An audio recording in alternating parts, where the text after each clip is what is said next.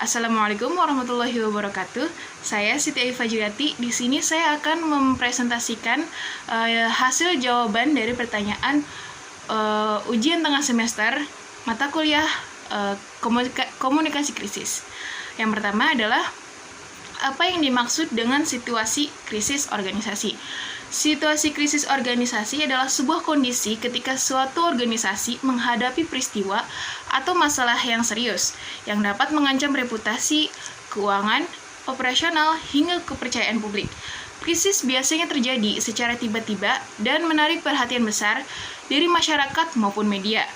Dalam kondisi ini, organisasi harus mengambil keputusan dan tindakan cepat agar dampak negatif tidak semakin besar. Kemudian, untuk pertanyaan kedua adalah apa yang dimaksud dengan komunikasi krisis? Komunikasi krisis adalah sebuah strategi atau cara yang dilakukan oleh suatu organisasi, individu, atau korporasi untuk menyampaikan informasi dengan cepat, tepat, transparan, dan empatik untuk menghadapi situasi darurat atau masalah besar yang berkemungkinan besar mengancam atau merusak citra dari suatu organisasi, individu, atau korporasi. Komunikasi krisis ini bertujuan untuk mengurangi kepanikan, menjaga kepercayaan masyarakat, serta melindungi reputasi suatu organisasi, individu, atau korporasi. Kemudian, di nomor 3 adalah penjelasan mengenai analisis kasus Coinworks.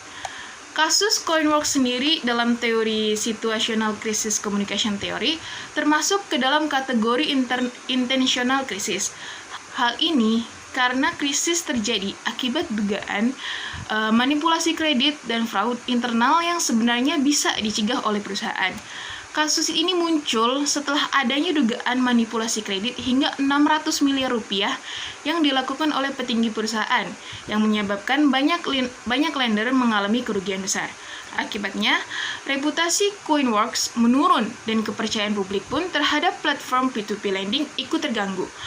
Publik menilai perusahaan gagal melindungi dana investor serta kurang transparan dalam menjelaskan kondisi sebenarnya.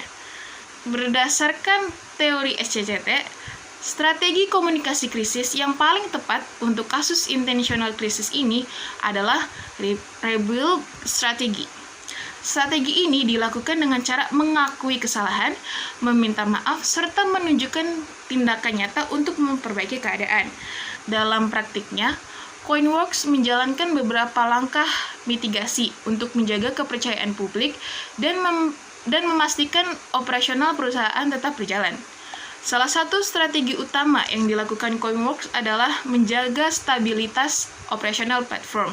Perusahaan memastikan bahwa proses transaksi, pendanaan, serta pencairan dana bagi lender dan borrower tetap berjalan normal meskipun manajemen puncak sedang menghadapi proses hukum. Selain itu, Coinworks juga melakukan pendampingan hukum dengan menyerahkan proses penanganan kasus ketiga petinggi perusahaan kepada mekanisme hukum yang berlaku di Kejaksaan Tinggi DKI Jakarta.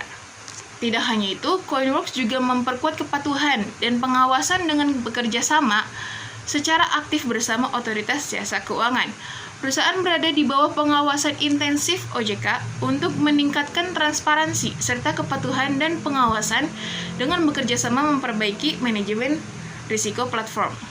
Secara keseluruhan, strategi yang dilakukan Coinworks menunjukkan upaya perusahaan untuk mengendalikan dampak krisis melalui stabilitas operasional, keputusan hukum, dan penguatan tata kelola perusahaan. Langkah-langkah ini juga mencerminkan strategi corrective action dalam teori SCCT, yaitu memperbaiki sistem dan menunjukkan komitmen agar krisis serupa tidak terulang kembali. Seperti itu saja jawaban dari saya untuk pertanyaan-pertanyaan ujian tengah semester dari mata kuliah komunikasi krisis. Saya Siti Fajriati, sekian dari saya. Wassalamualaikum warahmatullahi wabarakatuh.